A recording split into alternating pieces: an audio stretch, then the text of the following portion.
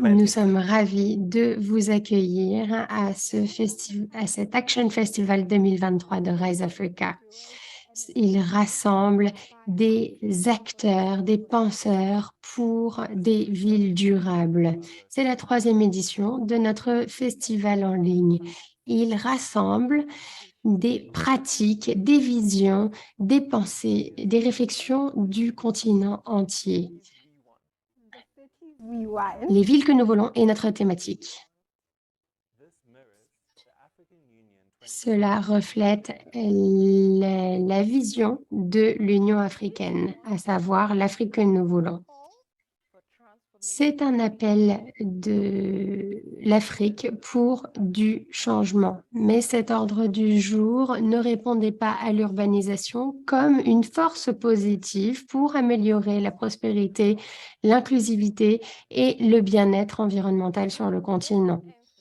Nous avons besoin de davantage d'emphase sur le rôle des villes et appeler à l'action. Ce festival vise à répondre à ces défis. Les villes que nous avons s'étendent, elles sont inventives, elles répondent aux crises actuelles en révélant le potentiel des femmes, par exemple. Les villes que nous voulons sont culturelles, modernes, s'adaptant aux changements et innovantes. Nous allons faire de ces villes une réalité grâce à l'apprentissage, la collaboration et en amplifiant les actions quotidiennes de la population qui façonnent leur propre ville. Le festival vous invite à forger de nouveaux partenariats, à faire l'expérience de nouveaux concepts, à chercher des moyens de faire des ponts.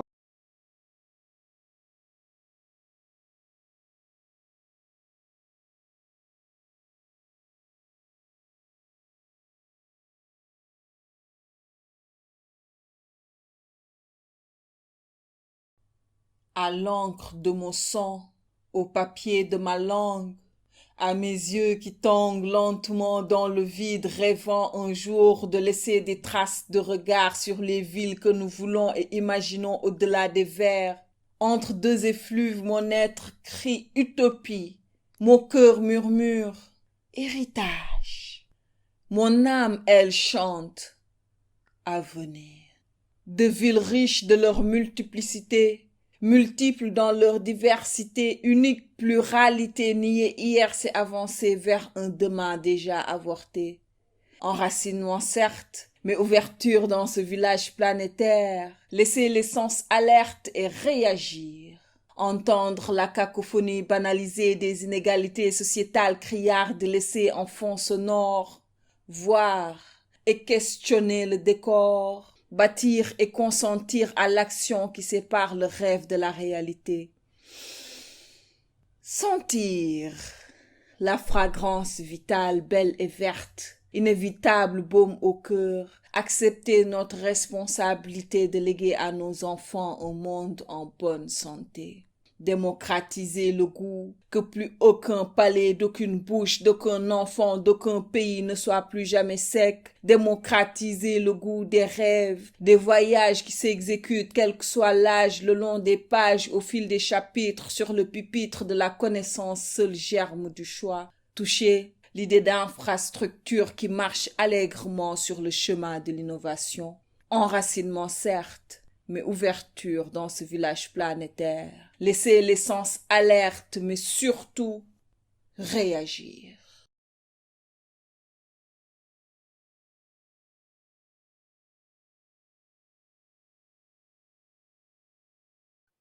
Welcome everybody. Good Bienvenue afternoon. à tous. Bonjour. C'est un plaisir d'être ici avec vous aujourd'hui.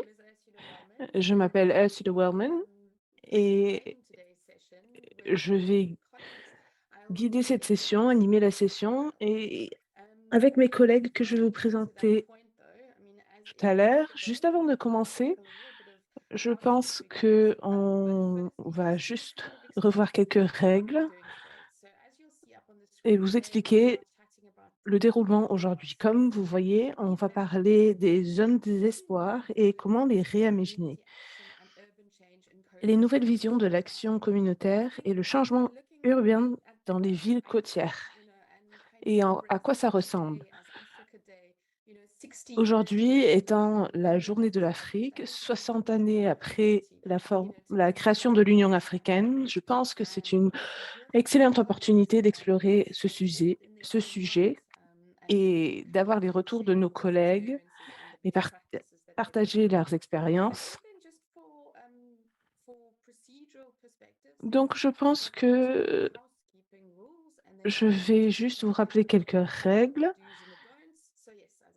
ce que vous pouvez faire et ne pas faire. Donc, comme je vous ai dit, je m'appelle Ursula Wellman, manager de biodiversité à ICLE Afrique. Je souhaiterais vous demander de couper vos micros que vous ne parlez pas, peut-être aussi couper vos vidéos, à moins que vous souhaitez poser des questions. On a demandé à nos interlocuteurs de garder leur caméra allumée. On enregistre la session et la session sera disponible sur notre site suite à la session. Et en participant, vous consentez à l'enregistrement. S'il vous plaît, utilisez le chat pour poser vos questions pendant la session. Si vous avez une question pour un interlocuteur en particulier, veuillez mentionner son nom. On va aussi utiliser le chat pour présenter nos interlocuteurs, donc gardez le chat à l'œil. Et dernièrement, vous pouvez aussi poster vos retours sur les réseaux sociaux en utilisant Rise Africa 2023. Donc, nous allons démarrer la session en vous montrant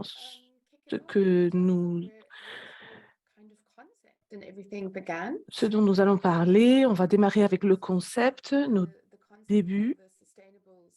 Ensuite, on va regarder le concept d'un point de vue de durabilité et de Seas Trust. On va ensuite parler de l'expérience Overstrand, du Cap occidental, et ensuite on aura une discussion, puis une session de questions-réponses. Bien sûr, gardez le chat à l'œil et posez vos questions. Et bien sûr, nous allons encourager et inclure un retour des jeunes, puisque cela est inclus dans l'agenda de 2063, parce qu'il est important d'inclure les jeunes dans notre futur, d'avoir une voix importante. Et nous allons donc inclure cette perspective et ensuite terminer avec une conclusion. Donc, nous allons parler du but de la session et présenter nos interlocuteurs. Aujourd'hui, le Dr Stately Webb nous rejoint, qui est directeur exécutif du Sustainable Seas Trust, Liesl de Villiers, gérante des gestions environnementales de Overstrand, Pierre de Villiers, qui a un tout petit peu de retard, qui est le manager senior de Marine et Côtes de Cape Nature, le docteur Rajan Jedambat,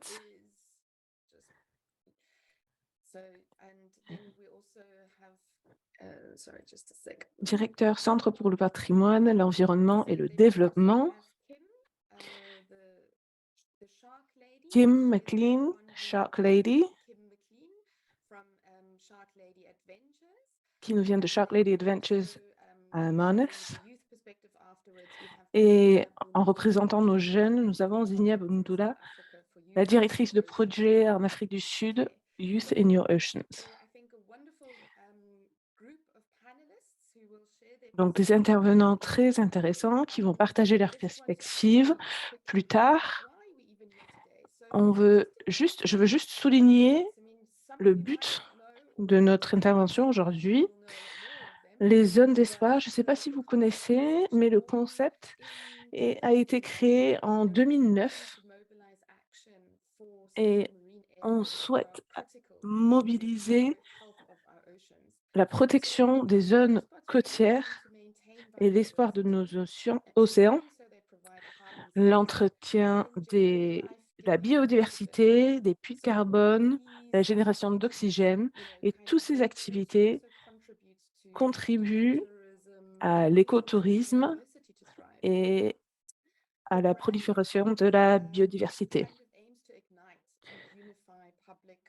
Nous souhaitons encourager le soutien du public et c'est par cette vision que les zones d'espoir ont été créées à travers le monde.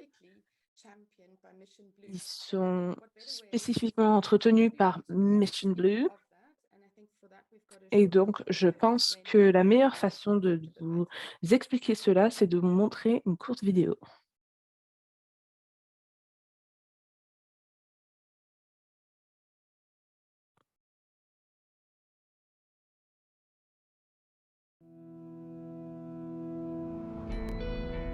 I see things that others do not. A different world. A world that's changed enormously just in my lifetime.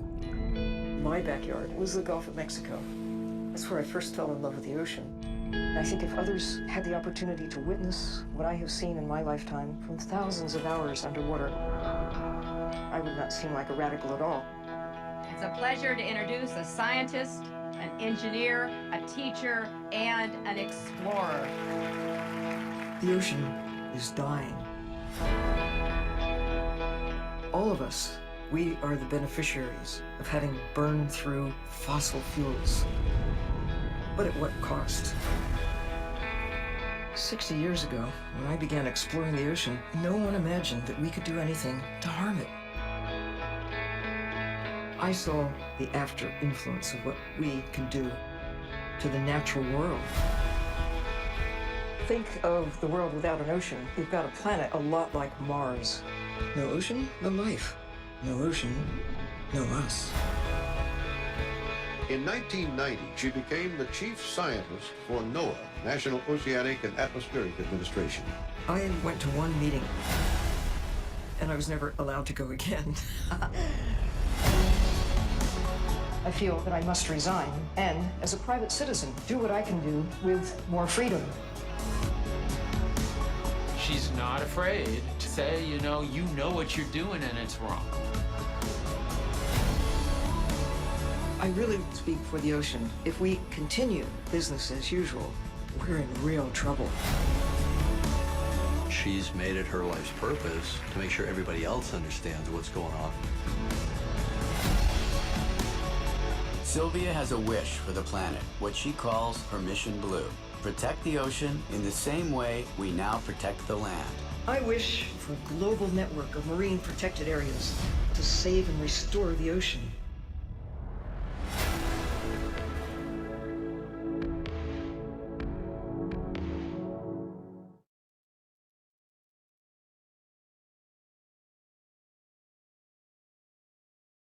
Great. I think thanks for sharing that video. I think that was Merci pour le partage de cette vidéo. Je pense que c'est un exemple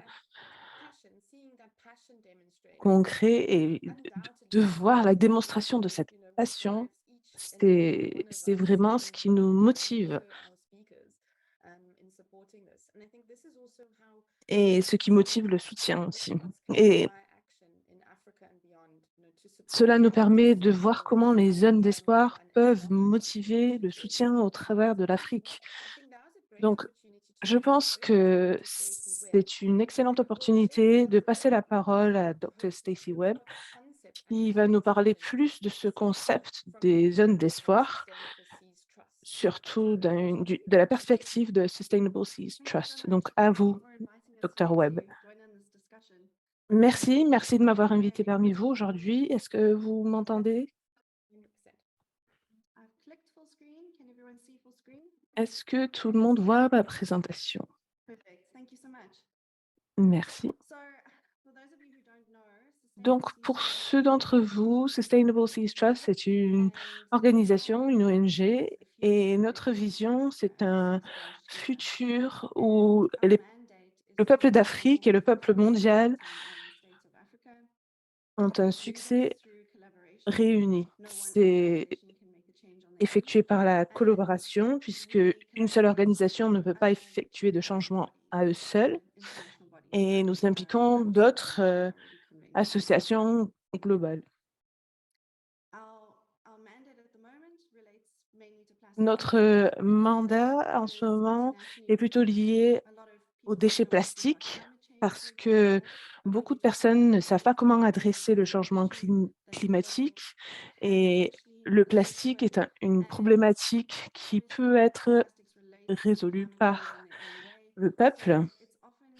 Et très souvent, quand on parle du changement climatique, les gens ne pensent pas pouvoir forcément contribuer au changement climatique, mais c'est faux. Donc, l'approche a changé ces dernières années. Dans les 5 dernières années, nous nous sommes concentrés sur le plastique et UNIA et d'autres organisations appellent aux pays de réduire les déchets plastiques. Et en ce moment, il y a des discussions qui ont lieu en France. Donc, les pays s'impliquent à ces négociations. Ils prennent des décisions pour réduire leur plastique, mais ils ne savent pas comment implémenter cette solution. Donc, nous avons établi des guides, des plans d'action pour aider justement les pays à mettre des politiques en place. Juste pour parler des zones d'espoir, en 2014, notre créateur, Dr. Tony Rubik, a été contacté par Mission Blue pour créer des zones d'espoir en Afrique du Sud. À l'époque, les zones d'espoir étaient assez protégées et l'idée, c'était d'avoir des zones d'espoir basées sur les communautés. Donc voici les premiers 6. Ils sont assez individuels, spéciaux. Et l'idée, c'était de coordonner la création de ces zones d'espoir. Et ensuite, on a identifié des champions au sein de ces zones d'espoir. Nous n'avons pas pu être aussi impliqués que nous aurions souhaité, mais nous continuons à encourager la création et le maintien des zones d'espoir. Si on regarde vers le futur, nous avons développé notre plan stratégique et une des problématiques, c'est sur quoi se concentrer. Donc, en allant de l'avant, on va regarder où se trouvent les zones d'espoir en d'Afrique du Sud, repenser la localisation des rivières, des lacs, les villes, pour justement identifier les priorités en Afrique. Parce que nous savons que la problématique en termes de déchets, de durabilité des océans, ne va pas disparaître. La population africaine va doubler dans les années à venir. Donc, nous devrions vraiment nous concentrer sur la durabilité de nos villes pour avoir le moindre impact suite à l'explosion de la population. Dû à la capacité de SST, on s'est concentré plus sur le Algoa Bay, la zone d'espoir d'Algoa Bay. Donc, j'ai hâte d'avoir les retours des autres intervenants, d'apprendre plus sur les autres zones d'espoir. Pour Algoa Bay, nous nous sommes concentrés sur le développement de la recherche, comprendre les parties preneurs, les autres acteurs, comprendre les effets néfastes sur le développement durable et comment impliquer les communautés dans notre plan. Donc, nous avons développé des ressources, des formations pour les écoles, pour les entreprises. Nous avons aussi travaillé au sein de la communauté. Donc les initiatives et les formations et les sensibilisations que nous avons pu créer en 2021 nous a permis de créer un programme Operation Clean Spot avec principe de si on veut nettoyer le monde, il faut commencer quelque part, en encourageant les participants à travers le travail et le jeu de nous aider à nettoyer les plages, ce qui est vraiment une problématique à travers l'Afrique. Une des façons que Algarve Bay a été gérée, c'est par la collaboration de la communauté. La zone d'espoir a été menée par le docteur Laurent Pichegru, qui maintient cette communication avec le public. Nous avons des partenariats avec WISA et Bayworld et elle mène des discussions, des présentations publiques mensuelles. Nous avons également développé une communauté qui s'appelle l'Algarve Bay Ocean Stewards, qui inclut plusieurs organisations au sein de la communauté. La liste que vous voyez ici sur la droite, qui inclut des membres de la communauté, des particuliers. Nous avons des présidents, des vice-présidents et nous avons pu créer un réseau à travers ces organisations pour cibler les problématiques de Algarve Bay. Quelques succès, comme vous pouvez voir ici, c'est une bataille en continu, mais nous avons des études qui ont été menées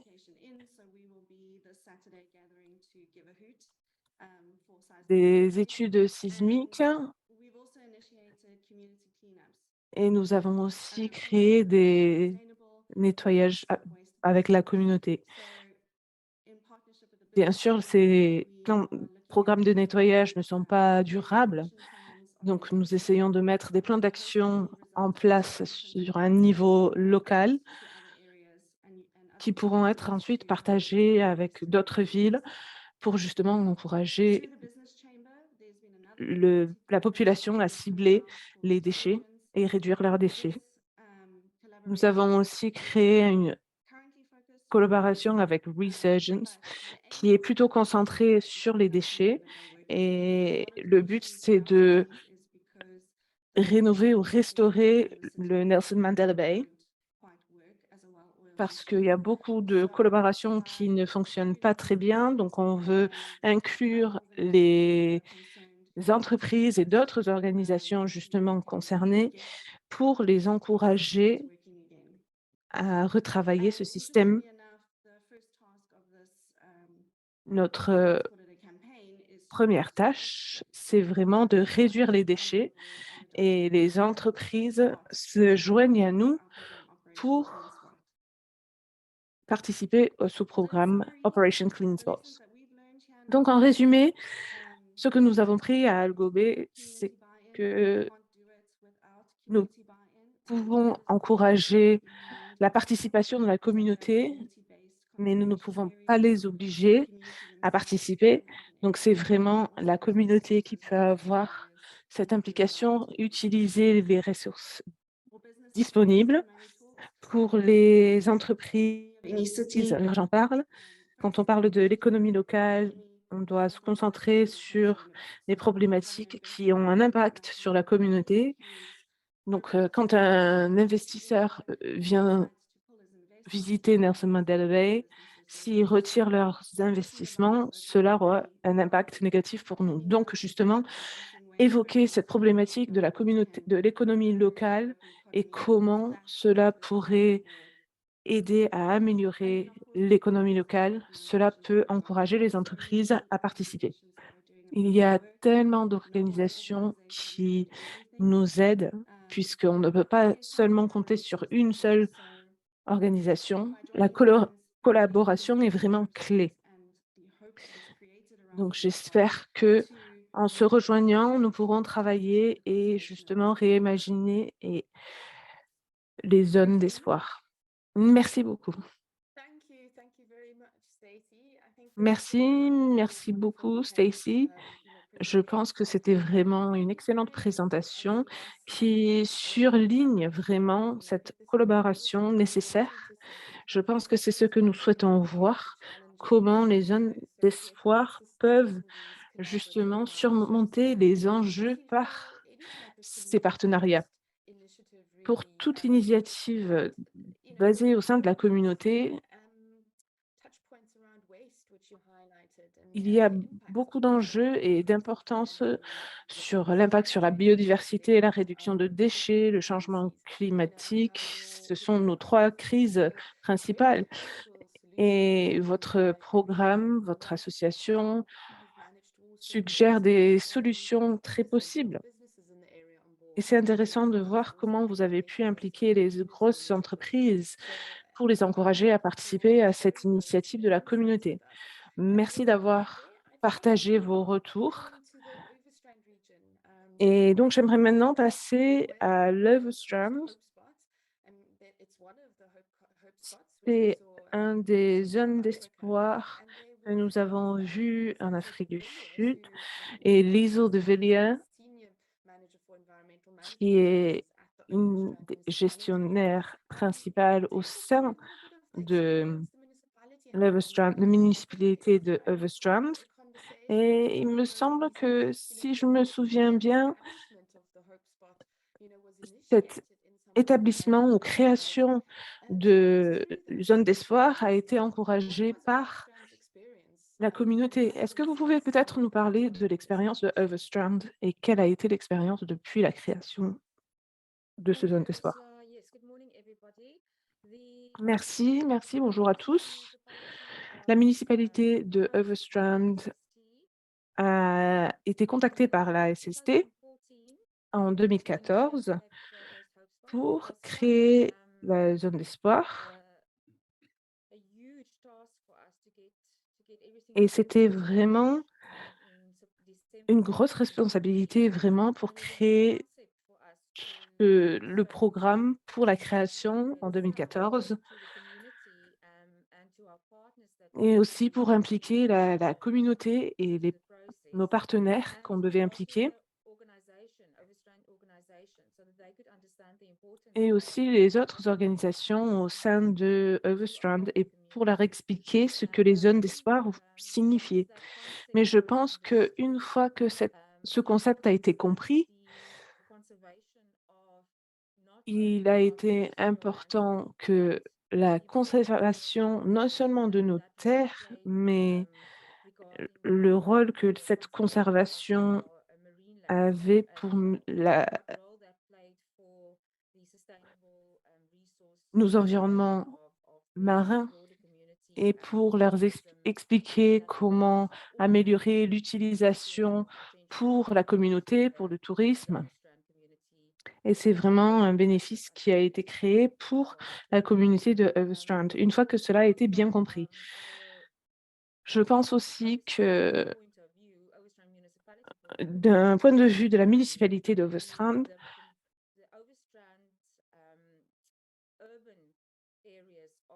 les zones urbaines de Leeuwenstrand se trouvent entre la mer et la montagne. Et c'est les seules zones que nous devons développer. Et c'est quelque chose que nous devons faire de manière durable. Donc, il n'y a pas de vert sans bleu et de cela, nous avons compris que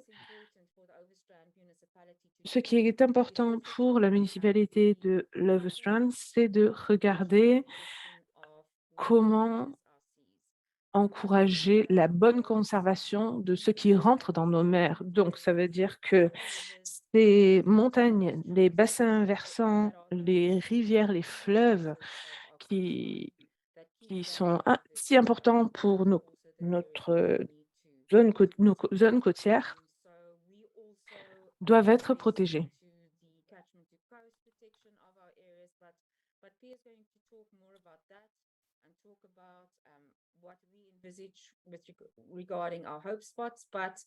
Nous allons vous expliquer ce que nous envisageons.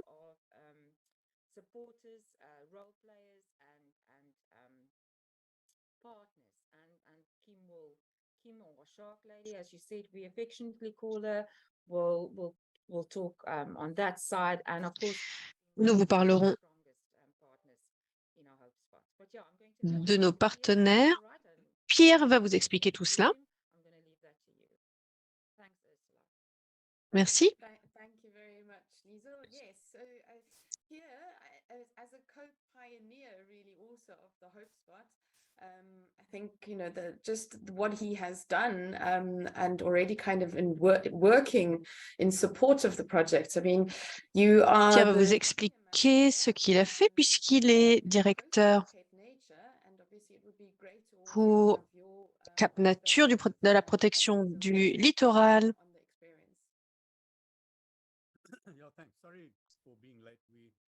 Pierre de Villiers. Oui, désolé de notre retard. Nous étions en pleine préparation d'opérations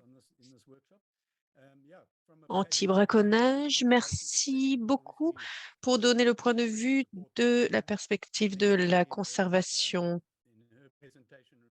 Stacy, tout à l'heure dans sa présentation, a parlé de la collaboration. La collaboration est la clé.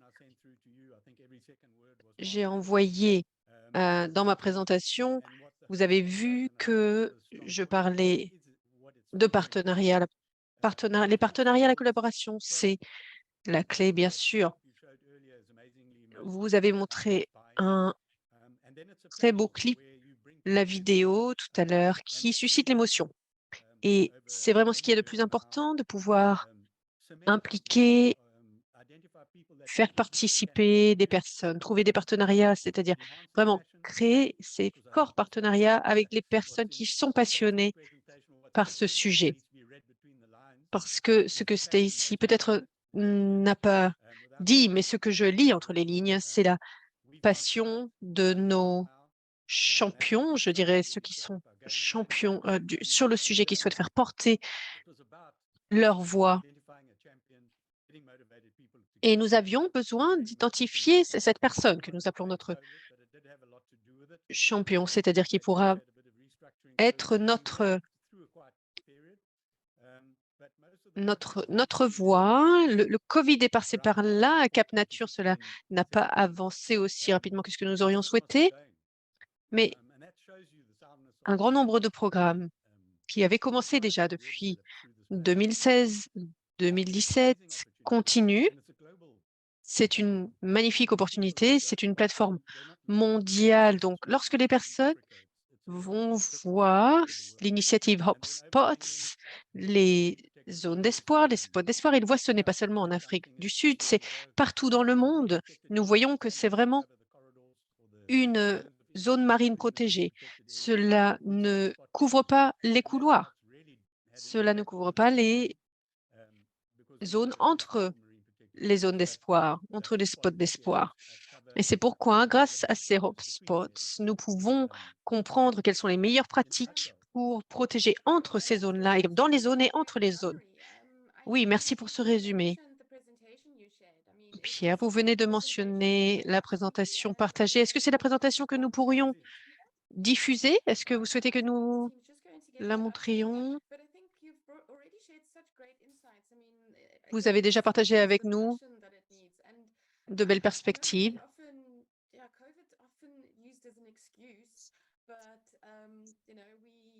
Nous entendons que le Covid, oui, souvent peut être utilisé comme une excuse, mais ces sujets qui nous passionnent, il faut vraiment les reprendre à bras. Si c'est une passion, nous l'avons entendu, nous sommes tous des passionnés. Nous devons reprendre ces sujets et les faire avancer. Nous avons pu continuer à avancer grâce aux webinaires, grâce aux sessions en ligne. Est-ce que vous voyez votre présentation à présent? Je l'ai mise à l'écran.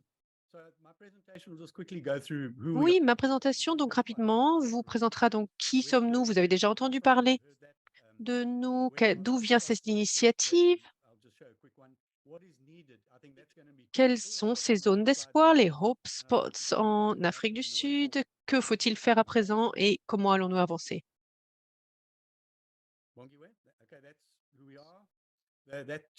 Voilà, vous avez vu notre logo. Nous avons déjà mentionné ce logo, ce slogan, la baleine. Pouvons-nous revenir 2 diapos en arrière? Parce qu'en fait, il faut prendre en compte vraiment la signification de cette diapositive, d'où elle vient. Oui, nous y arrivons.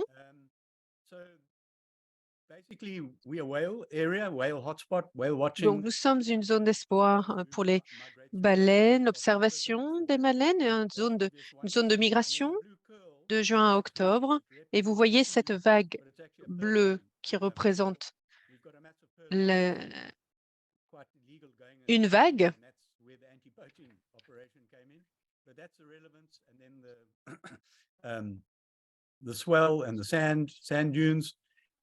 Qui représente également la pêcherie,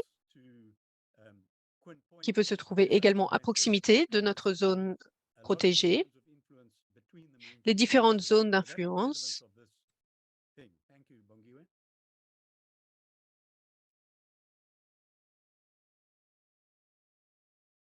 Vous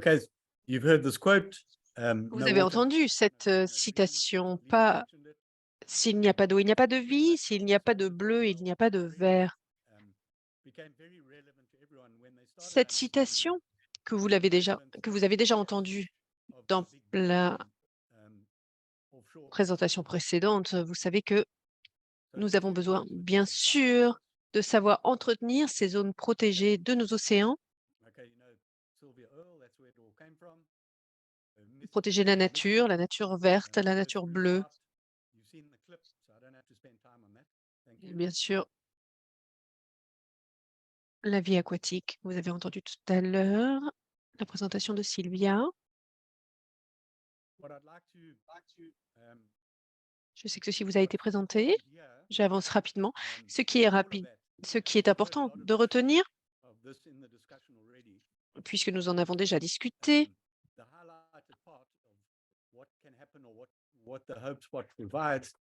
ce que ces zones d'espoir nous invitent à faire. Bien sûr, ce que les océans, les mers permettent sont bien sûr de nous apporter une alimentation, mais aussi des opportunités d'écotourisme et une économie dans la biodiversité. Nous savons que nous avons tous une histoire liée à l'océan, à la mer. Nous savons qu'à Overstrand, la population, que font-ils? Ils observent la vie marine ou juste passent du temps au bord de la mer? Je sais que Stacy l'a dit. Nous vivons avec, aux côtés de la mer, mais les parties prenantes, les personnes les plus importantes ne sont pas vraiment écoutées, prises en compte dans la prise de décision quand il s'agit de l'océan. Il y avait un sentiment de détachement. Donc, nous avions besoin d'impliquer les membres de la communauté. Maintenant, ils sont impliqués dans la prise de décision lorsqu'il s'agit de cette zone d'espoir, ce hope spot. Et en termes de partenariat, donc bien une des diapositives les plus importantes à mes yeux, nous sommes convaincus que pour les hope spots, il ne faut pas juste avoir un endroit, une zone que vous lancez, on fait une inauguration, on invite personnes importantes, mais rien ne change sur le terrain. Mais ce que nous proposons est de savoir que, bien sûr, les bonnes décisions seront prises sur les bases des bonnes données, que ce soit pour la vie marine, ce pôle marin, pour les nouvelles professions, les nouvelles carrières. Et donc, nous cherchons à créer de nouvelles carrières, de nouvelles professions, justement. C'est ce que nous avons fait. C'est un exemple. Avec WWF, nous avons un partenariat avec CPUT, Marine Science. Nous avons créé cet espace, Science maritime, une partenariat avec l'Université Nelson Mandela. Nous cherchons à créer de nouvelles carrières pour les jeunes. C'est pourquoi nous cherchons à les intéresser dans ces carrières d'écotourisme, de suivi de sciences marines. L'idée est qu'il n'y ait pas juste besoin d'être pêcheur et savoir pêcher, d'attraper des poissons pour pouvoir bénéficier de la proximité avec l'océan. Et nous travaillons donc en tant que partenariat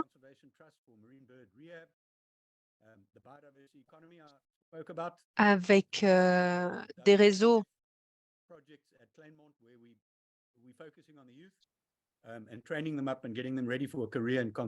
les réseaux qui gèrent les échouements de bord de mer, la réhabilitation des oiseaux marins, des organisations impliquées dans l'économie de la biodiversité, que ce soit le projet Kleinman SASC avec WWF, le projet Cape Nature, On the Edge. Nous utilisons même, dans certains cas, des navires d'anciens braconneurs pour essayer d'aller tourner des vidéos, de sensibiliser. Donc, nous arrivons vraiment à créer des partenariats, un projet Cape Nature notamment, Cape Nature, qui a entraîné la gestion d'un restaurant en commun par la communauté dans notre zone d'espoir. Nous avons parlé de l'importance de l'économie. Nous savons que l'été, il y a beaucoup de touristes et de locaux qui sortent et qui rendent la région très animée, mais l'hiver, il n'y a personne. Et donc, nous avons créé un événement sportif, le sport de l'extrême, qui s'appelle Hermanus, pour faire marcher l'économie aussi pendant les mois d'hiver. Nous avons le Whale Festival, Festival des baleines, Varsity Hermanus. Donc, vous voyez ici à l'écran un nombre de partenariats qui ont été créés, mais nous en avons d'autres encore. Je voulais ainsi juste mettre en avant que nous avons vraiment cherché à impliquer le maximum de personnes dans la vie de notre zone d'espoir.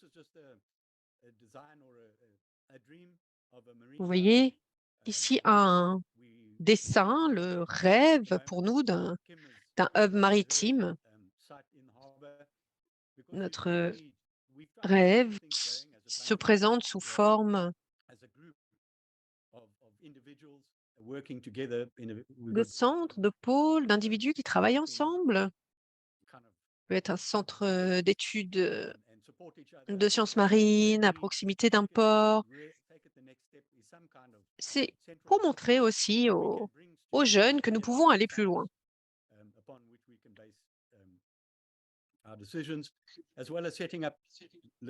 Un pôle ici où nous pourrions donc prendre des décisions sur le devenir de notre littoral, de Cape Whale, peut-être en ayant un restaurant éventuellement, un ou deux commerces.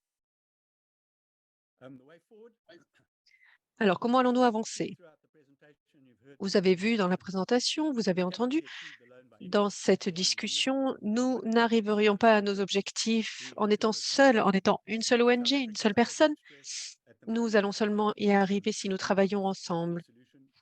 Nous savons que en Afrique du Sud, nous devons appliquer un grand nombre de contraintes. Il y a un certain stress lorsqu'il s'agit de prendre des décisions de ce type.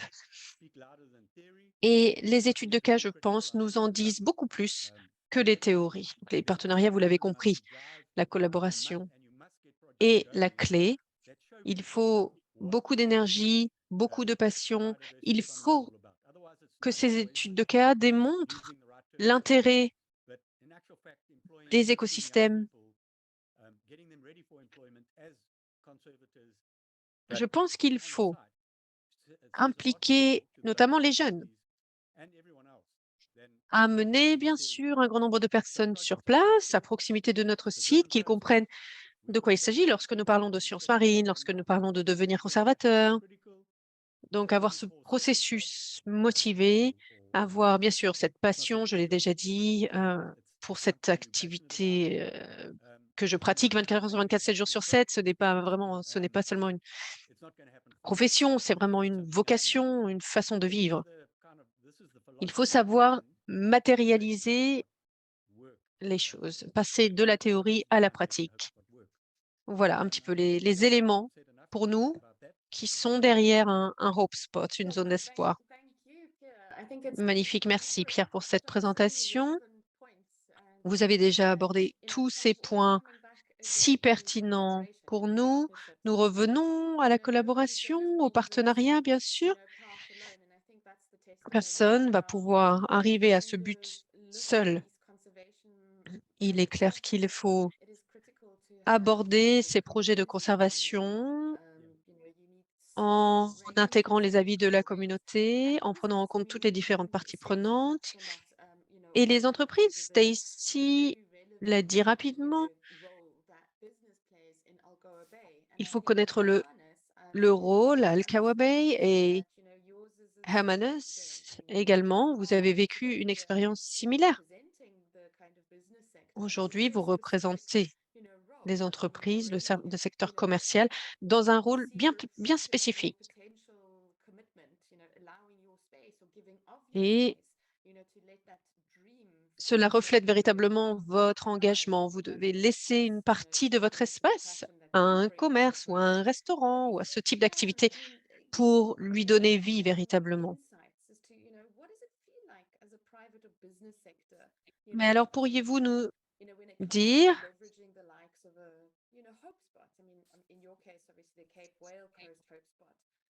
pour vous à Cape Whale,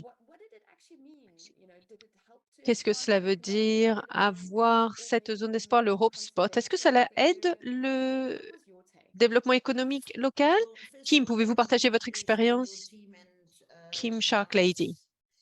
McLean, merci Rise Africa pour cette opportunité de pouvoir discuter avec vous aujourd'hui de ce sujet. Merci pour cette invitation à contribuer. Et je dois dire que j'ai de la chance.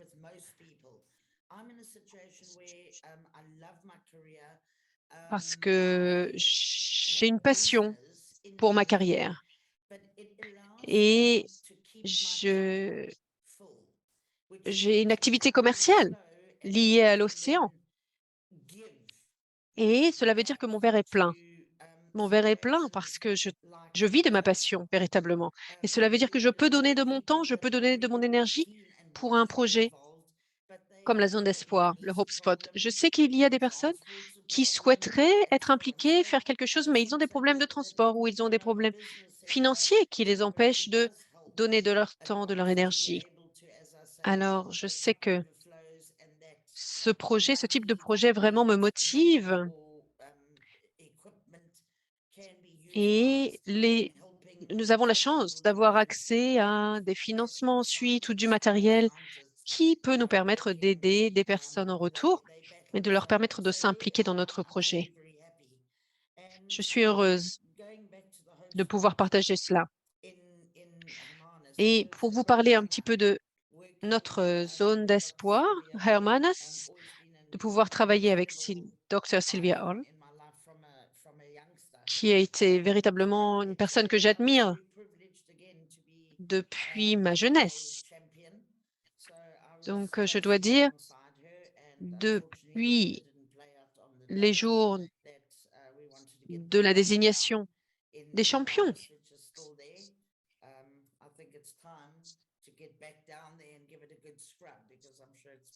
je crois que Hermanus, nous cherchons à mettre en avant les production artistique, puisque nous avons une œuvre d'art qui, je pense, est un petit peu recouverte de mousse actuellement, mais que nous allons nettoyer, nous allons prendre une photo et nous allons en faire la publicité pour montrer que c'est un lieu vivant, un lieu qui évolue. Et j'aimerais juste partager avec vous quelques idées. Nous avons vu quelques photos pour illustrer aussi, puisque nous avons vu ce que nous appelons la patrouille du plastique. Est-ce que je peux voir La première image, oui, la première photo ici. J'ai commencé cette patrouille du plastique parce que c'était véritablement un gros problème, comme dans beaucoup de ports, en particulier pendant l'été à cause du vent. Mais nous avons vu hier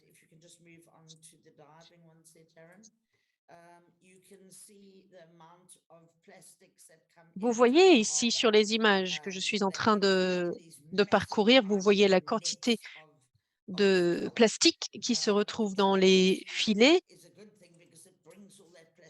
Enfin, c'est une bonne chose, bien sûr, de pouvoir les attraper dans les filets. Mais il faut après arriver à les sortir. Il faut qu'une personne véritablement plonge pour sortir les filets remplis d'objets plastiques. Sinon, ce filet va juste passer d'une zone à l'autre, véritablement. Et en tant que zone d'espoir, il faut que Hermanus et les zones environnantes, bien sûr, soient vues comme une partie d'un tout. Nous ne sommes pas isolés, nous sommes un port, mais nous faisons partie du littoral, véritablement. Alors, il faut que si nous arrivons à nettoyer notre port et donner vie à ce hub, que nous puissions créer une communauté dans toute la baie. Cette communauté qui comprend en quoi consiste notre hub, de pouvoir avoir un drapeau, que nous puissions le hisser et que nous puissions tout le long de la côte inspirer davantage de personnes à faire de même, tout le long du littoral. Alors, je crois que c'est l'objectif. Peut-être, cela pourrait être une bonne idée de hisser un drapeau, tout d'abord dans notre hub chez nous, à Cape Whale, à Hermanus, que nous passions ce drapeau ensuite à nos voisins, puis à nos voisins, puis à nos voisins. Je sais que Pierre, Stacy, Dr. Webb, vous avez déjà bien sûr fait passer cet état d'esprit.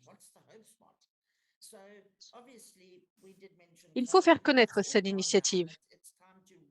Nous savons que nous avions une initiative qui était bien en route. Nous pensons que cela a été peut-être retardé par le Covid ou il n'y a pas eu autant de travail de fait, mais c'est derrière nous à présent. Nous devons impliquer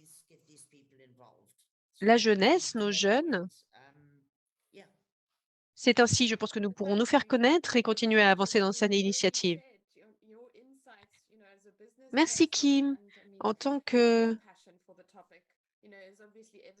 entrepreneur, vous nous avez partagé la passion pour le sujet. Je l'ai vraiment ressenti, perçu à travers l'écran, par votre présence et par les images que nous avons vues. Donc, cette patrouille du plastique notamment, une initiative bien sûr nécessaire en faisant participer les jeunes, la jeunesse.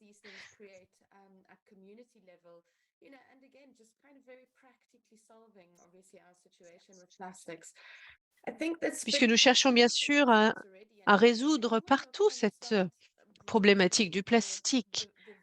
Et si nous cherchons peut-être à élargir la conversation, j'aimerais inviter Dr. Rajan Chenambak à participer si vous le souhaitez, puisque vous êtes co-gérant de la municipalité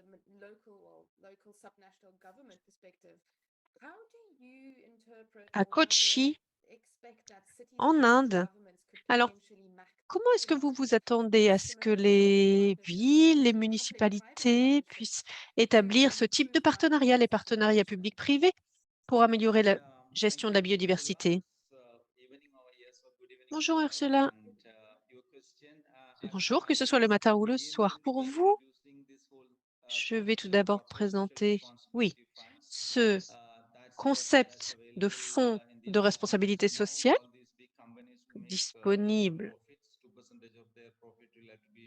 ici, où 2% des bénéfices des entreprises indiennes doivent être dédiés à ces projets de développement durable.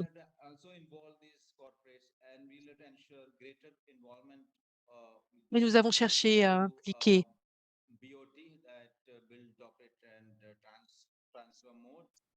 ces organisations qui travaillent au développement de la biodiversité. Nous travaillons également avec des gouvernements,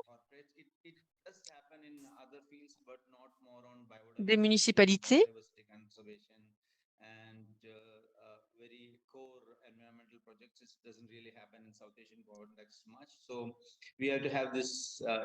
nous savons que jusque-là, il n'y avait pas suffisamment de projets de conservation, de préservation de la biodiversité. Nous savons que cela devait faire partie de notre programme. C'est bien sûr maintenant le rôle des autorités locales, gouvernementales et nationales. Leur rôle est de mettre en avant les partenariats publics-privés pour la préservation de la biodiversité. Donc, nous travaillons à la création de ces partenariats publics-privés. Nous savons que c'est très, très important.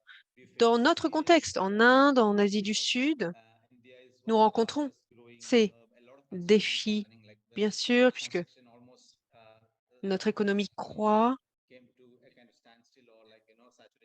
à une telle vitesse que nous sommes arrivés à un moment, à un niveau de saturation.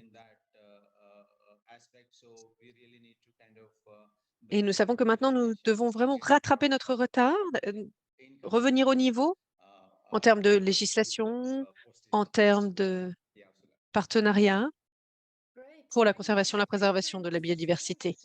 Merci, Rajan, merci de partager votre point de vue. Il est très utile pour nous d'entendre ce que vous faites en la matière, les travaux effectués. Et nous avons jusque-là parlé de l'Afrique, puisque c'est le sujet de ce festival, de cette conférence, mais d'entendre les points de vue d'autres pays et continents nous donne matière à réflexion, apporte un autre éclairage sur nos projets et l'intégration d'actions pour la biodiversité, puisque c'est votre travail principal et cela nous aide à travailler avec notre bureau en Inde, également en Chine, également au Brésil. Le projet, c'est nous regardons les pays participants et nous réfléchissons à la diversité, toute cette variété de biodiversité dans ces différents pays. C'est épatant et fascinant. Si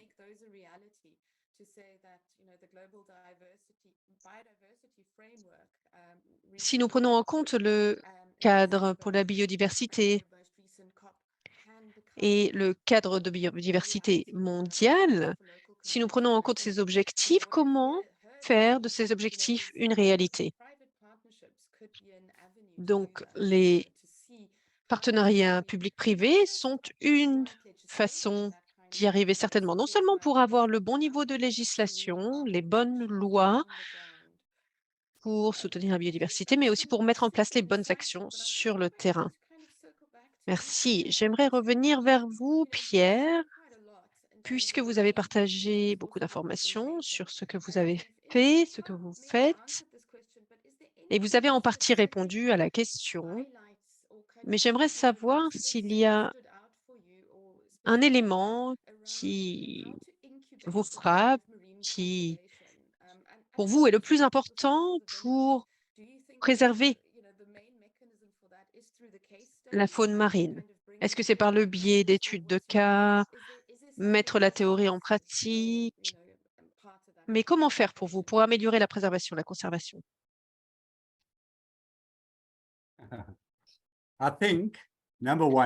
Je pense, premièrement, les études de cas sont très importantes parce que si je devais vendre le concept au gouvernement national, ce que j'ai pu faire, c'est un concept. et c'est quelque chose qu'on rejoint en tant que junior et on progresse vers le haut. Mais on ne peut pas s'attendre que ces personnes soient très performants puisqu'ils sont juste juniors. Mais s'ils n'ont pas accès à cette expérience, ils vont rester juniors toute leur vie. Donc ces études de cas que nous avons pu mener nous ont permis de tester les idées pour justement préparer ces ces études de cas, ces employés pour voir quelles pouvaient être les idées ou l'emploi idéal pour ces gardiens et c'est quelque chose que nous pouvons développer ensemble et ensuite ces études de cas reviennent au gouvernement et créent une description de poste, par exemple. Et on a la preuve puisqu'il y a des jeunes aujourd'hui qui ont les études requis et qui peuvent justement, heu, décrocher ces emplois. Le gouvernement est une grosse machine, c'est comme ça que ça pourrait fonctionner. Ou sinon, autrement, une des choses qui permet aux zones d'espoir de continuer, c'est la passion de ces personnes et le partage de ces informations. Et donc nous devons travailler cette communication, ces messages, les sciences sociales, naturelles et assurer que notre produit est correct et par la suite, le secteur privé ou public pourra être impliqué ou et c'est comme cela que nous pouvons influencer ces processus. Je dirais au Cape Nature non, pardon, le gouvernement n'a pas beaucoup de financement disponible, donc je peux influencer les ONG pour nous aider, pour bénéficier Cape Nature et nous établissons donc ces partenariats.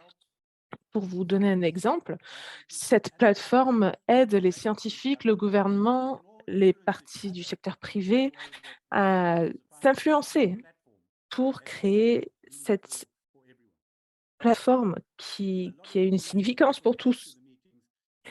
On a eu beaucoup de membres de la communauté qui ont assisté à ces réunions et c'est cela qui m'a encouragée à créer ou à effectuer ces études de cas. On avait des retours, des images magnifiques et ensuite on a pu réfléchir à comment cela allait changer nos vies. Et en tant que manager, on a besoin de gérer cette équipe. On doit répondre aux questions de la part du secteur privé ou le gouvernement, les communautés, je dirais le secteur privé, les sans-emploi et qui dépendent justement de la pêche pour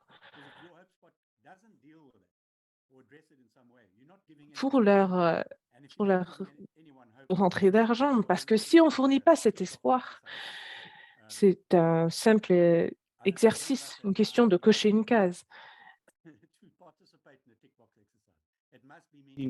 Et en fait, il faut trouver une signification à cette participation. Donc il faut que nous soyons très sérieux dans notre travail et on doit vraiment travailler dur à à à la au travail continu de ce projet. On doit trouver ses débuts quelque part et c'est un principe que nous devons travailler. On ne peut pas nettoyer tout le littoral, mais on peut commencer, heu, dans le port, dans les zones de port et puis après étendre nos efforts. Et aussi nous avons évoqué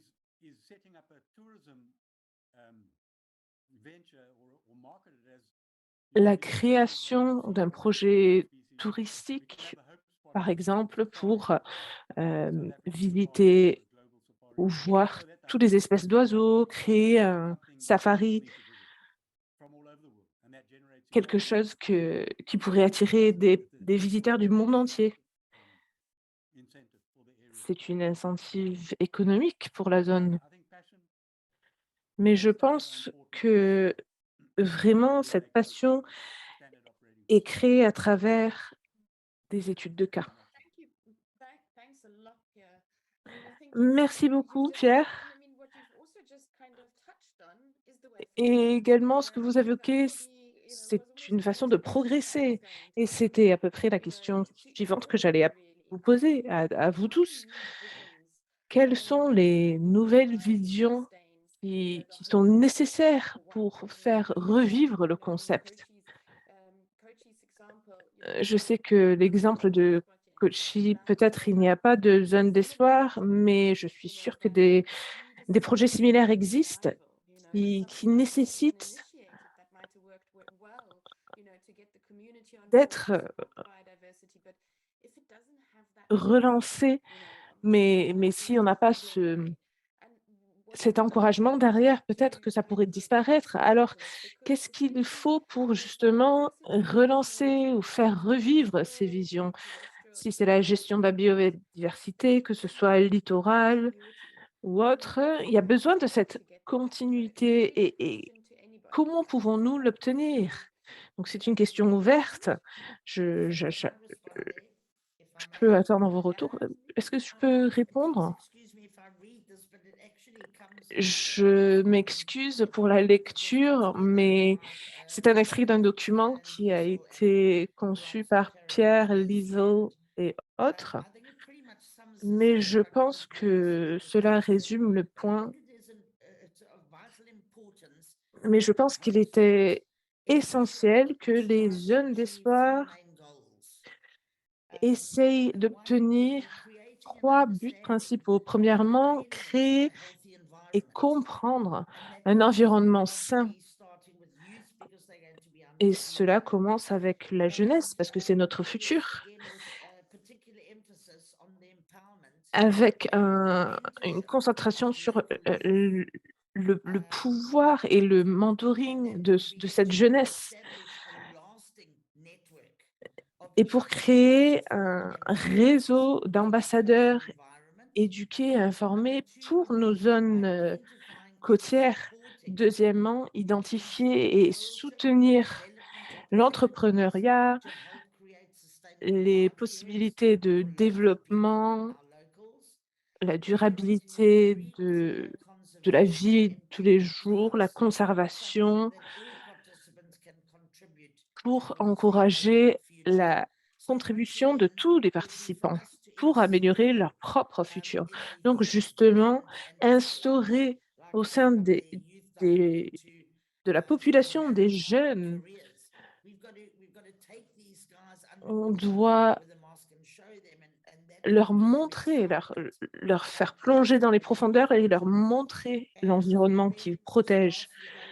Et dernièrement, je pense qu'à Hermanus, un bon début, serait de créer une comité qui se retrouve régulièrement et continue et maintient ses actions et créer plus de zones d'espoir. Encourager plus d'entreprises à participer, leur donner un drapeau vraiment pour les encourager à créer ces zones d'espoir jusqu'à ce qu'on obtienne 30 ou même plus. C'est une simple suggestion, une superbe suggestion et j'ai vu aussi peut-être Stacy avait quelque chose à rajouter, mais Dr. Rajan aussi. Donc on va écouter Stacy tout d'abord et ensuite le Dr. Rajan. Donc Stacy, qu'est-ce qu'il faut pour progresser? Je suis tout à fait d'accord avec Kim. Désolée, j'ai un problème de voix, mais on doit inclure cet élément de durabilité. La passion nous a donné un début, la passion nous permettra de continuer, mais nous avons aussi des baisses de passion, mais il faut écouter l'encouragement, la motivation des autres et c'est ce que nous pouvons faire par nos présidents, avec le docteur Gary Woodman, un de nos membres, et justement de passer le drapeau, cela pourra encourager cette durabilité parce qu'on ne peut pas compter sur la passion d'une seule personne. La fatigue de la conservation, c'est un fait réel. Je pense que vous venez d'adresser un point très important, cette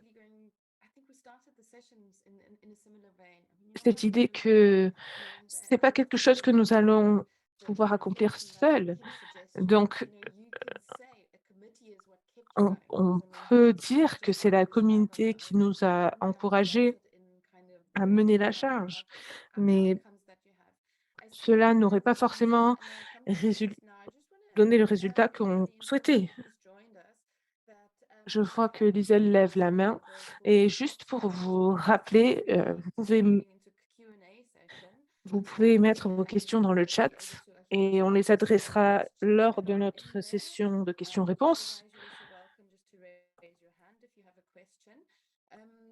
Vous pouvez aussi lever la main si vous avez d'autres questions. Et ensuite, rajoutez vos questions dans le chat ou sinon levez la main.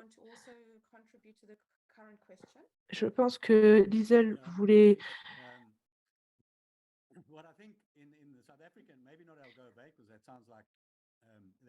Je pense que en Afrique du Sud, tout se passe bien, mais je pense qu'il faut d'autres initiatives également. Et pour soutenir Kim, on doit créer un comité fonctionnel justement pour mener la charge, puisque c'est quelque chose que nous avons effectué jusqu'à là nous-mêmes. Et avec tous les zones d'espoir, on doit créer des groupes. Comme Stacy nous a indiqué, quand une personne se fatigue, il faudra qu'il y ait d'autres qui prennent le relais. Et j'avoue, c'est fatigant de temps en temps. Donc, une nouvelle création et puis une nouvelle comité et ce que nous a lu Kim sur l'entrepreneuriat et des postes potentiels, nous avons identifié quelques potentiels, mais je parle de jeunes. Et donc, si on veut justement former des petites entreprises pour les encourager à participer, peut-être on pourra bénéficier de leur financement, mais vraiment sur un plan plus global, il y a ce potentiel de financement des zones d'espoir et je pense que cela pourrait aider énormément. Kim nous a fourni son retour et puis il y a d'autres personnes qui sont dans la même position, mais je pense qu'une fois qu'on démarre un projet, on a besoin de beaucoup de participation, donc vraiment, ça serait utile si on pourrait avoir des propositions de la part des entreprises qui pourraient être soumises. Merci Pierre. Plein de suggestions très intéressantes et du côté des professions que vous avez évoquées, je souhaiterais maintenant m'adresser au docteur Rajman. En tant que vu votre expérience, je dirais que les professions sont incluses là-dedans, mais comment est-ce que vous incluez les 2 dans votre expérience ou dans votre coaching?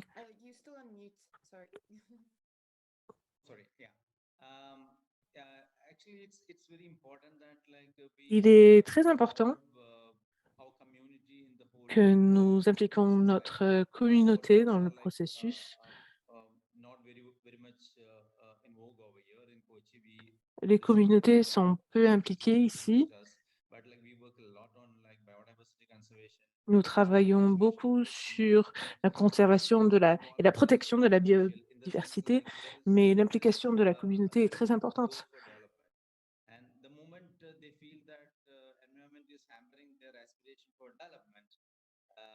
Et je pense quand on parle du potentiel de développement, c'est là qu'il y a des difficultés. Il faut vraiment impliquer la communauté dans les projets de conservation, de biodiversité, de protection.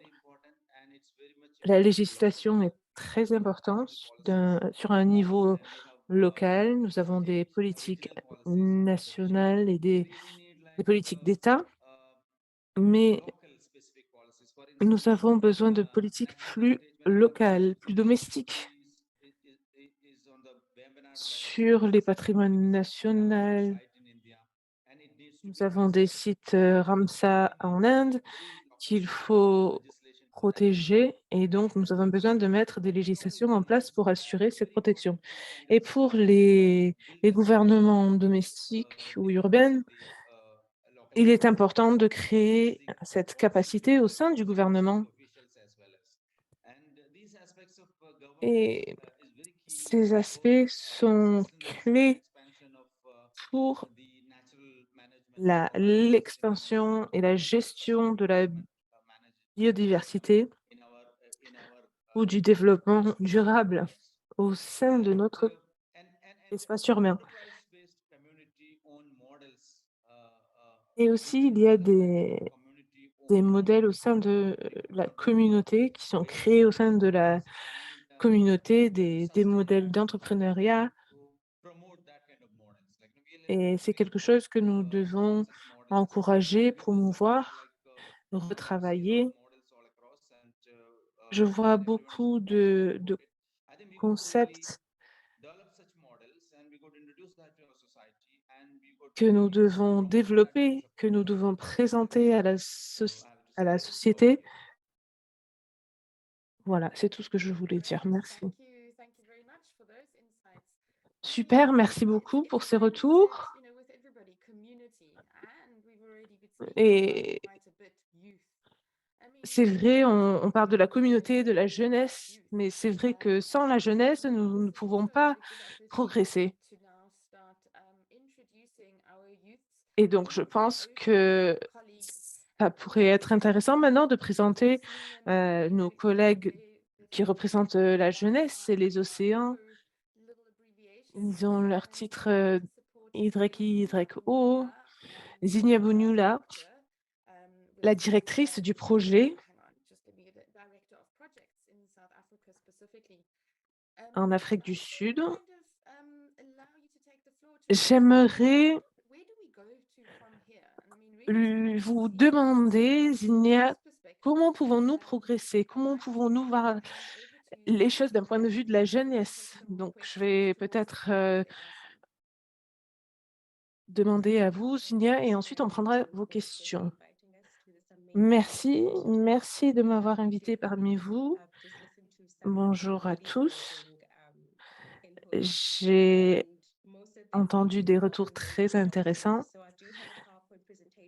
J'ai une présentation que j'aimerais partager avec vous. Bongui m'a confirmé que je pouvais partager mon écran, alors je vais le faire.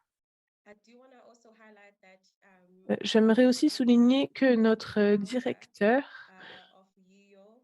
of Youth in New Oceans, le fondateur, va se joindre à nous et donc pourra participer à la session questions-réponses, alors que moi, j'aimerais juste vous présenter cette initiative qui me tient à cœur.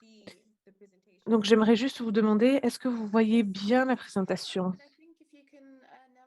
Oui, oui, alors, et si vous pouvez maintenant passer en plein écran, voilà. Donc, je m'appelle Zinia Bununa Je suis directrice de projet au sein de Youth of Your Oceans, YO, et nous sommes très heureux d'être ici parmi vous aujourd'hui. Donc, la façon que nous réimaginons les zones d'espoir ou les nouvelles visions pour l'action de la communauté et le changement urbain dans les villes littorales se concentre principalement sur la jeunesse. Je vais d'abord vous donner un peu de contexte, nos projets, nos buts et comment nous contribuons à atteindre ces objectifs. Donc, Youth in Our Oceans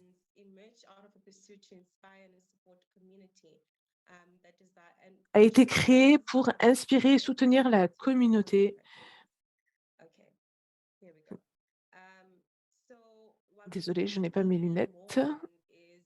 Mais nous aurons besoin de plus de spécialistes maritimes.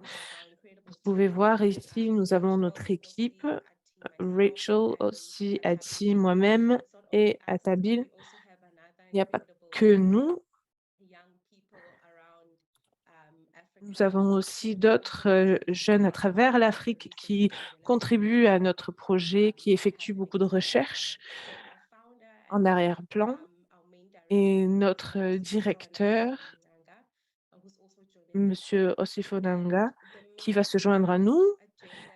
Et l'agenda que nous souhaitons promouvoir, c'est améliorer la visibilité de nos océans.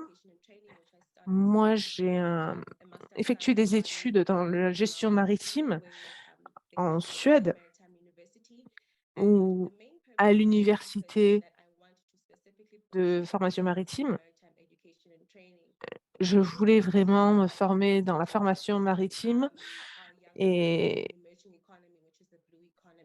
encourager les jeunes au sein de l'économie bleue. Et nous souhaitons que nos zones d'espoir soient équipées de personnes éduquées, parce que l'agenda que nous souhaitons promouvoir, c'est la durabilité. Donc, nous avons besoin de cette connaissance pour promouvoir comment nous pouvons interagir avec l'environnement littoral. En termes d'objectifs, nous nous concentrons sur l'éducation de la jeunesse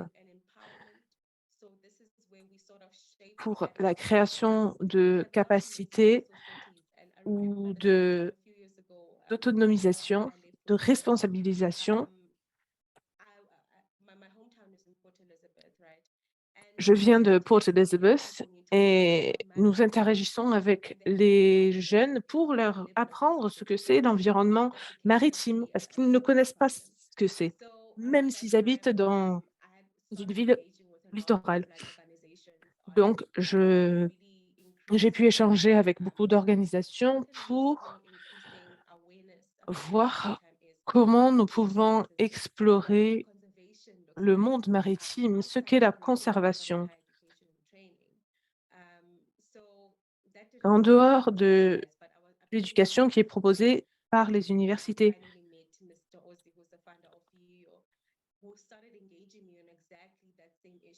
Et notre fondateur m'a impliqué dans la prise de décision. Et quand j'ai pu apprendre plus sur cette initiative et les détails, la création de collaborations, these collaborations and stakeholder engagements and drawing in and attracting partnerships. Nous avons pu attirer des partenariats, puisque nous savons qu'aujourd'hui, pour faire avancer cet agenda, ce programme de renforcement des capacités, nous avons besoin de ressources. Il faut financer ces ressources, bien sûr. Alors, nos conversations ont abordé le fait de comprendre qu'il faut comprendre les jeunes, identifier les opportunités pour les jeunes et les communautés sur le littoral, dans l'industrie des littorales et de la marine.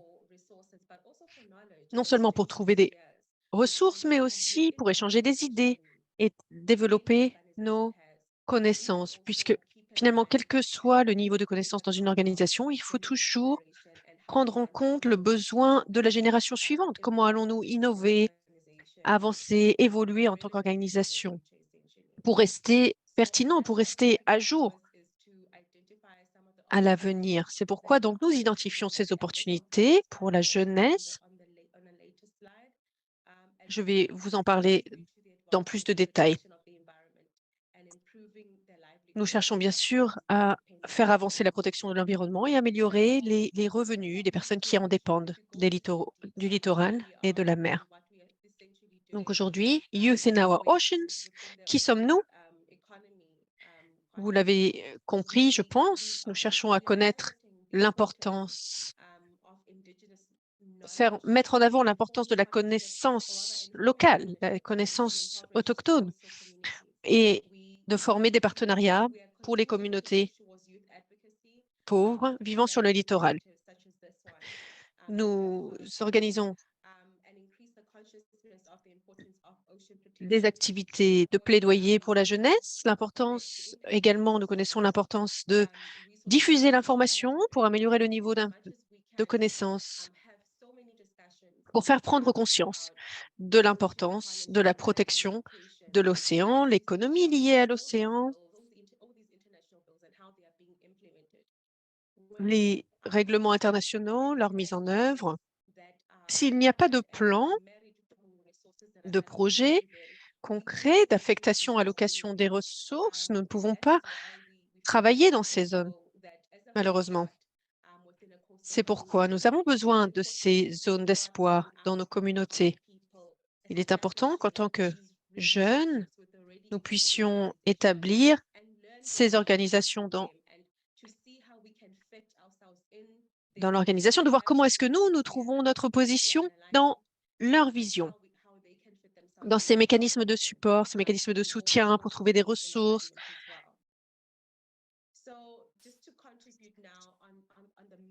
Ceux et celles qui financent les zones protégées. Et aujourd'hui, notre contribution à ce panel sur nos nouvelles visions de l'action communautaire et du changement urbain. J'aimerais mettre en avant une étude de cas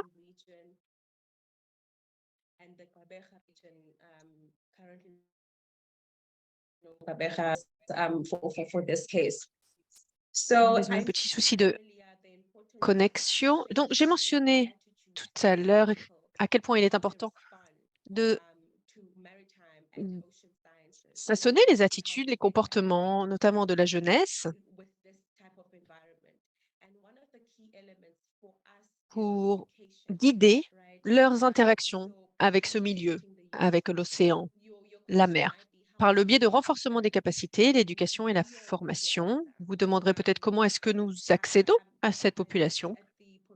C'est le travail de YIYO. Si vous allez sur notre site Internet, vous verrez notre portefeuille, vous verrez qu'il existe un tel talent dans notre équipe. Notre équipe représente tout un éventail, un panel d'expertise très varié et très divers. Ce que nous faisons alors, à partir de cette expérience, ces connaissances, nous cherchons à partager ces connaissances, à établir un niveau de connaissance que nous puissions diffuser. Ensuite, au sein de la jeunesse, nous avons perdu, l'interprète s'excuse, nous avons perdu l'audio. Also in South Africa as a whole, they're teaching the youth and we are giving them the skills that they need. But what is the next, Nous right? cherchons à donner à la jeunesse les compétences dont ils ont besoin. Et qu'est-ce que nous allons faire ensuite, après? Nous cherchons à établir un système qui puisse absorber, intégrer ces jeunes qui ont été formés, qui ont été éduqués sur le sujet, pour leur trouver une place dans le système. Idéalement, nous les encourageons à suivre un master en sciences marines à Malmö, en Suède, qui leur permet d'obtenir ce diplôme et les connaissances, bien sûr. Mais le problème principal que nous avons rencontré et que faire quand ils reviennent? J'ai les connaissances, j'ai le diplôme, mais où allons-nous travailler maintenant? Comment nous intégrer dans le système? C'est là que la première problématique s'est posée. C'est là que cela nous a permis de vraiment développer notre résilience.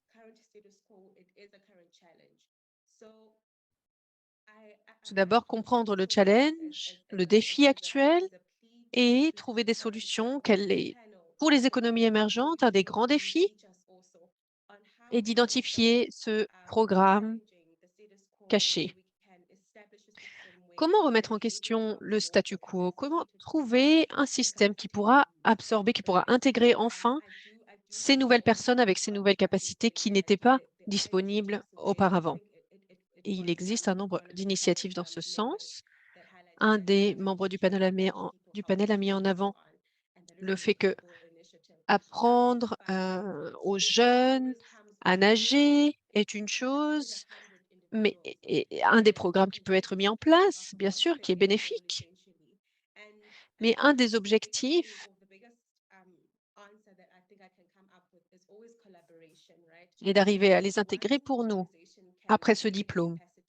Et nous avons déjà dit que la collaboration est la clé dans une des présentations précédentes. Et pour nous, effectivement, pour ces partenariats durables qui doivent être établis, nous avons besoin de cet engagement, de ces partenariats entre les parties prenantes pertinentes et nos membres de YoYo pour qu'ils aient envie de retourner à l'étranger, étudier,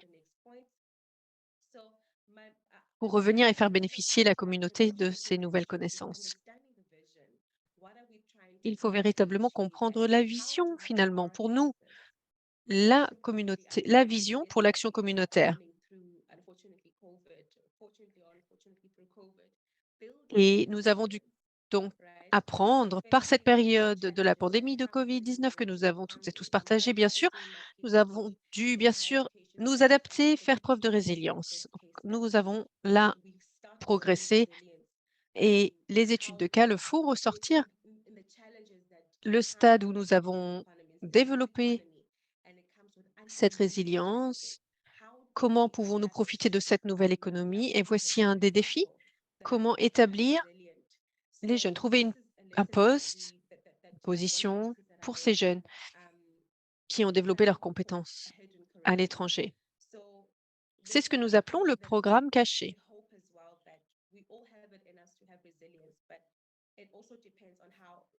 Nous savons que nous avons cette résilience. Nous avons cette souplesse, cette flexibilité. Mais il faut bien sûr faire preuve de cette flexibilité pour intégrer nos jeunes, comprendre le pourquoi, comprendre qui souhaite participer, qui est motivé. Il est d'une importance cruciale pour nous d'identifier les bonnes parties prenantes, bien sûr les bons partenariats, puisque nous avançons vers des partenariats de plus en plus significatifs qui contribuent à notre vision d'action communautaire, à faire vivre ces zones d'espoir. Nous savons que nous ne pouvons pas le faire seuls. Nous avons des jeunes talentueux, nous avons un très bon niveau d'expertise et de savoir-faire au sein de YoYo, mais nous avons besoin de ces partenariats, nous avons besoin de ce soutien pour développer, améliorer notre vision, pas seulement en tant que nation, mais également de par nos partenariats avec les autres pays de par le monde où nous sommes actifs, où nous pourrons être actifs grâce à nos membres. Voici ce que je souhaitais partager avec vous. Je sais que le temps m'est compté. Si vous avez des questions, n'hésitez pas, je serai ravie d'y répondre. Merci, j'ai vu des commentaires déjà au cours de ma présentation. Merci, Zénia. Vous avez mis en avant des points extrêmement importants. L'inclusion, la collaboration. Ce sont les thèmes au cœur de cette présentation. C'est un sujet très important. Pour moi également, je vois cet alignement, cette harmonisation, ou nous pouvons dire collaboration potentielle entre toutes les personnes que nous avons entendues aujourd'hui. J'adorerais que ceci se fasse, se produise. Je vois une main levée, Pierre-Élise, et ensuite je me tourne vers notre public, nos participants. Si vous avez des questions, n'hésitez pas, c'est le moment. Il nous reste quelques minutes. Oui, juste un commentaire. Peut-être que je peux vous donner une piste de solution. Je vous ai dit que dans nos zones d'espoir, nos hope spots, il faut écouter les défis des parties prenantes, notamment les jeunes. Nous avons dit souvent, lorsque nous voulons chercher un emploi, nous nous présentons pour un emploi, mais nous manquons d'expérience. Alors, à l'université Nelson Mandela, je peux vous dire que nous avons choisi cette université pour une raison particulière. Il existe un module sur le campus où les jeunes, où nous avons été invités à parler aux jeunes. Donc, nous avons pu former les jeunes à faire un suivi du littoral. Nous avons fait des présentations, des cours sur une semaine où ils obtenaient un certificat à la fin. Et cela veut dire que lorsqu'ils se sont présentés pour un emploi à la sortie de leur diplôme de leur université, ils ont eu de l'expérience déjà sur 3 semaines avec nous, en partenariat, si vous voulez, ou en alternance avec l'université. C'était très intéressant pour les étudiants. C'est une des solutions, je pense. Peut-être pas la seule, ce n'est pas une baguette magique, mais c'est peut-être une façon de faire, de se présenter, d'approcher le système d'enseignement.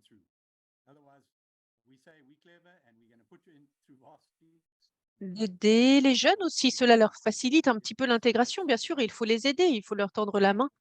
Avec ce type de programme, je pense, cela aide.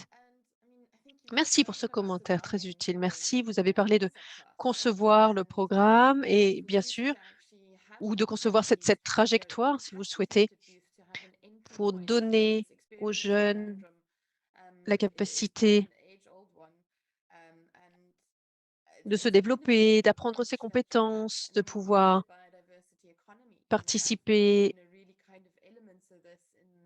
à l'industrie, au secteur ou au développement qu'ils souhaitent voir. Alors, peut-être qu'il y aurait une opportunité là de collaboration avec le gouvernement local et régional. Pensez à lier votre initiative à effectivement un certificat, un diplôme, un programme universitaire.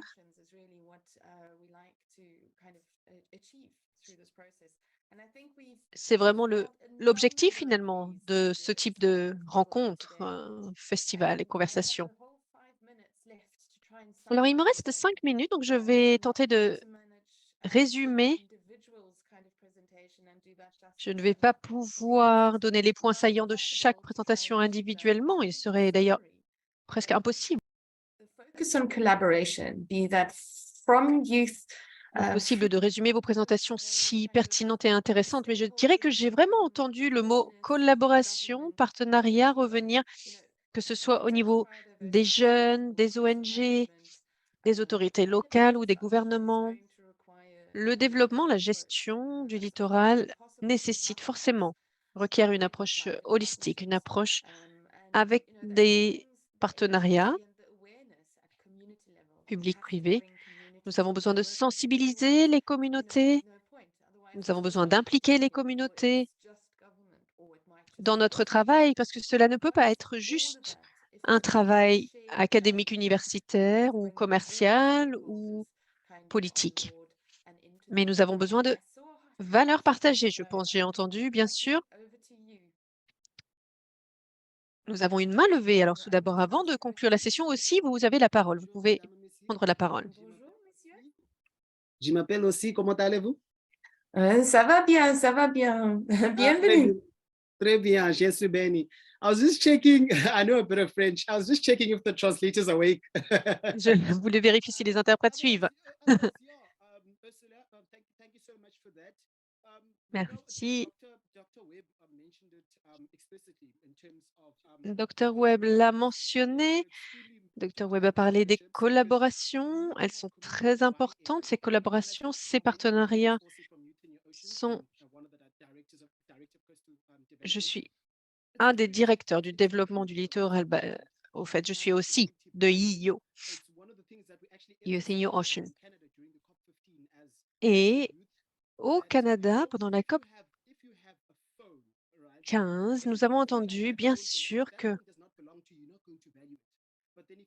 si vous avez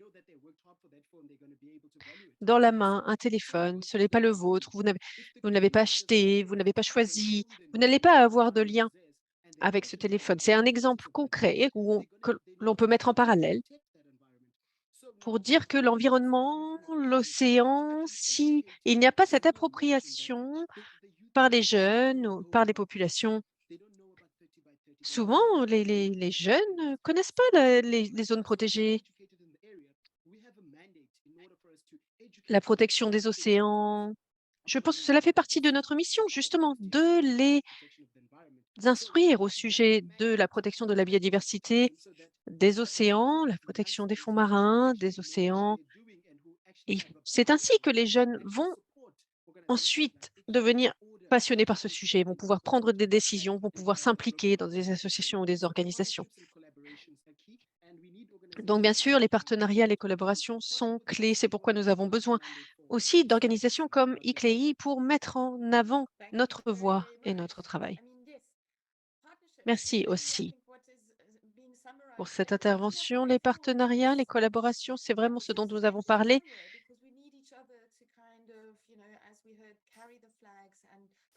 Nous avons dit, oui, si nous hissons le drapeau de notre zone protégée, nous souhaitons passer ce drapeau, faire connaître nos valeurs, obtenir des financements. Bien sûr, l'accès au financement est un des points que nous avons entendus.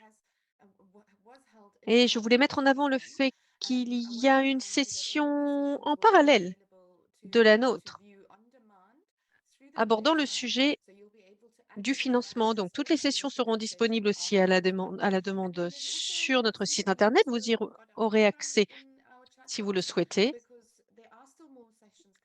Et j'ai mis le programme dans la messagerie, un lien vers le programme, parce que vous pourrez entendre des sessions sur d'autres sujets, juste après celle-ci, si vous le souhaitez. Et le débriefing, le résumé quotidien en fin de journée où vous pourrez partager votre vision, entendre les visions partagées pendant la journée. Je sais que personnellement, j'ai eu beaucoup d'idées, d'innovations auxquelles j'ai pensé alors que je vous écoutais. Et j'espère que dans quelques semaines, nous entendrons des histoires collectives, des témoignages, ce qui s'est passé après Africa Rise 2023, après le festival Rise. Je dirais juste qu'avant de terminer la session, si vous avez une dernière contribution, un dernier commentaire à apporter, eh bien, je vous remercie toutes et tous pour votre participation. Merci Liesel, Pierre, Stacy, Zinia, Kim, Dr. Rajan, qui est déjà parti. Merci à l'équipe technique. Cette session n'aurait pas pu avoir lieu sans vous, Bankiwe, et toute l'équipe de Youth in Your Oceans. Bravo pour vos travaux. Continuez à œuvrer. Merci à toutes et à tous et une bonne fin d'après-midi.